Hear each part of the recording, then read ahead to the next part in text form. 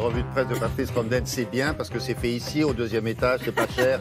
C'est vraiment bien. C'est fait maison. C'est autre chose que New York. Hein. C'est fait maison, ça sent l'artisanat. Et je vous remercie. Commençons par qui?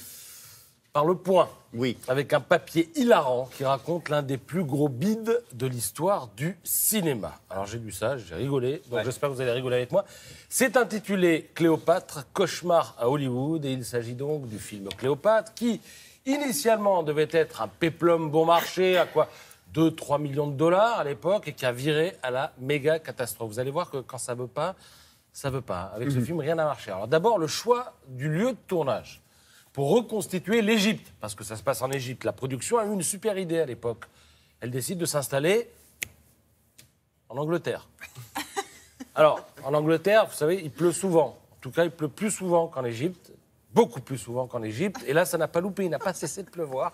Et au bout de 16 semaines, 4 mois, le gars, il a tourné 10 minutes de film. Et il a dépensé 7 millions de dollars. Il était parti avec un budget de 2 millions. Il a déjà cramé 7 millions, il a tourné 10 minutes. 4 mois. Les financiers deviennent dingues. Alors, le réalisateur se fait virer. On appelle Joseph Mankiewicz à la rescousse pour le remplacer. Alors, lui, il change tout. Le mec s'y connaît en météo, Ouais, le deuxième. mais tu vas voir, il s'y connaît pas en imprévu. D'abord, il regarde le scénario, le décor, il dit non, on change tout. Il jette les 10 minutes, il dit on change tout. Il envoie tout le monde à Rome. Ils arrivent à Rome, il dit là, à Cinecittà, ça va fonctionner. Et là, à Rome, avalanche de problèmes. Le décor, pas prêt. Les costumes, pas prêts.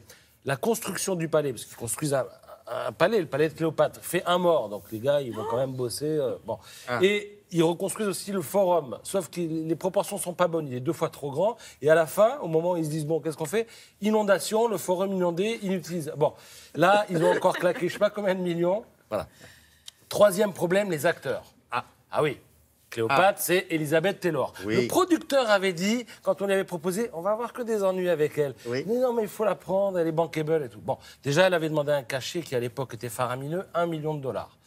Et parmi tous ces privilèges exorbitants, alors, elle a obtenu de ne pas travailler, je lis dans Le Point, c'est marqué noir sur blanc, les 2 premiers jours de ses règles. Or, elle a un petit problème hormonal, apparemment, car elle est régulièrement absente. Elle va être absente 99 jours sur 122. Mais elle est payée pendant ce temps. Alors...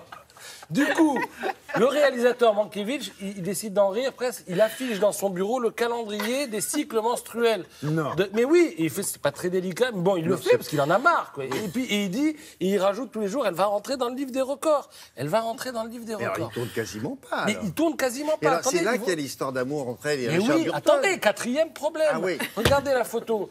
Sur la photo, vous allez voir Elizabeth Taylor dans les bras de son mari. C'est à droite. C'est Eddie Fisher. Voilà. Mais elle va pas y rester longtemps dans les bras de son mari parce qu'elle joue avec, donc, à gauche, Richard Burton, celui qui est accoudé. Alors, il repart à Hollywood, le mari. Oui. Et là, Mais pire que ça, c'est qu'ils vont se disputer. Burton va menacer le mari de mort, lequel ne sait pas quoi faire. Il va se plaindre au réalisateur. Il dit, mais c'est quoi ça? parce qu'il est revenu après en disant, tiens, j'ai entendu des il fait le bruits. va-et-vient. Il revient voir si sa femme... Et en fait, c'est vrai. L'autre lui dit, je vais te péter la tronche. Les deux se disputent.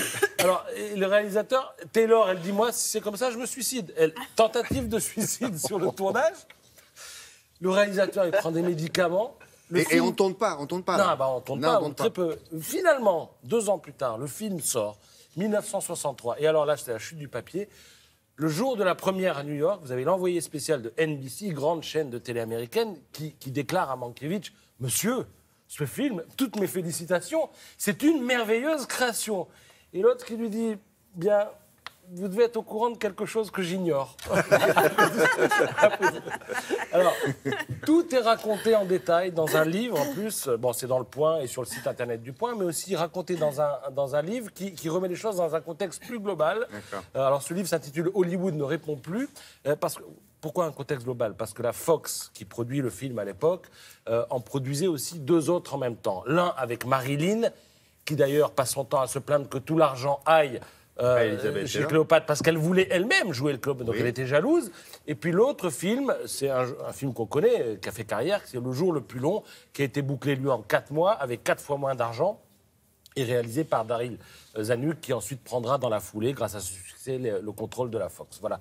Donc le titre du livre, c'est Hollywood ne répond plus, et son auteur, Olivier Rajman, sera dimanche prochain à Vernon pour une signature au château de Bizy. Très bien, merci beaucoup.